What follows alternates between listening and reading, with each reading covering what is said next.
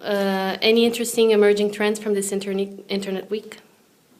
Emerging trends, I mean, I don't know, it's hard to tell. It's getting more and more complicated, so it gets, you know, this kind of singular stories don't seem to be around so much anymore. I mean, I think there's obviously a rise in mobile.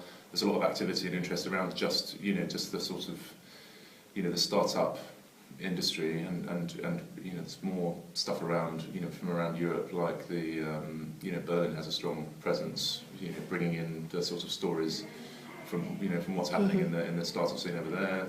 So there's quite a lot going around that, and then I think otherwise it's just all sorts of things. It's quite hard to, you know, extract a, you know, like a core narrative to it, which is actually part of the point with Internet Week, that it's very diverse. Okay. Would you say British creativity is different in something towards maybe in respect with maybe American creativity or the rest of European creativity?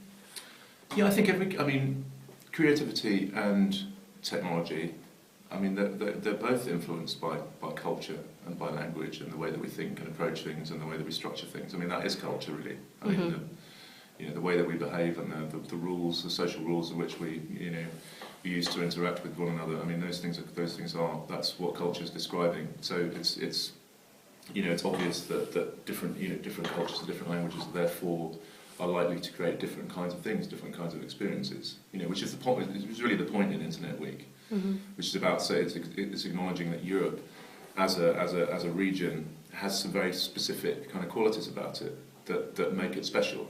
And that mean that it's going to be, you know, well positioned to create a certain type of service, a certain type of product, a certain type of experience. But it's obviously the problem with Europe is because of the language divides. There's not much, you know, cross fertilization and cross collaboration across you know, borders. And we're trying to sort of bring those things together with both the Lovie Awards and Internet Week. But it's because of that, you know, it's for that reason, because I think. And it's very easy to look over to the States and think, you know, the States are leading in everything, just because actually they're great, you know, they're great evangelizers, and you know, obviously some of the really big platforms over the last 5-6 years have come out of the States. But you know, having said that, there's absolutely no reason why that should continue. And I think, you know, what happens quite quickly when you look into Europe and what's happening is that there are these amazing stories we didn't even know about. I mean, last night when we brought Heinz up onto stage, who ran the team who created an MP3 for 20 years and you know, across German universities. I mean, there's an incredibly rich story there, and you know, MP3 underpins, you know, all of this stuff that's completely transformed music. You know, that's a massive deal. You know, and it's a European story. It's not like, you know, I think MP3s, everybody's just assumed that it was 4 kids in a garage in Sunnyvale cooking up. It's not. It's a proper German professor. You know. Okay.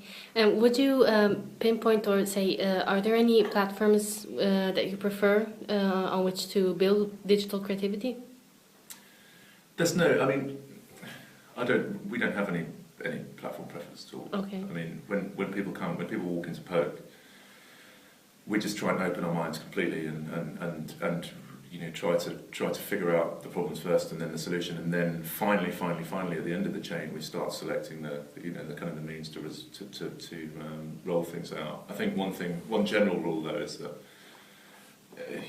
you know, sometimes it's better just to get things going quickly and cheaply, and then, you know, and not, you know, dwell too heavily on perfecting a complete bespoke platform. Sometimes it's better to just pick up the free tools and start playing and start making and learn and you know, develop things in an iterative way. So I think that's something that we generally have as an attitude to platforms, that you at some point you'll hopefully arrive at a stage where you can with confidence say you know exactly what you need to you know, within that platform.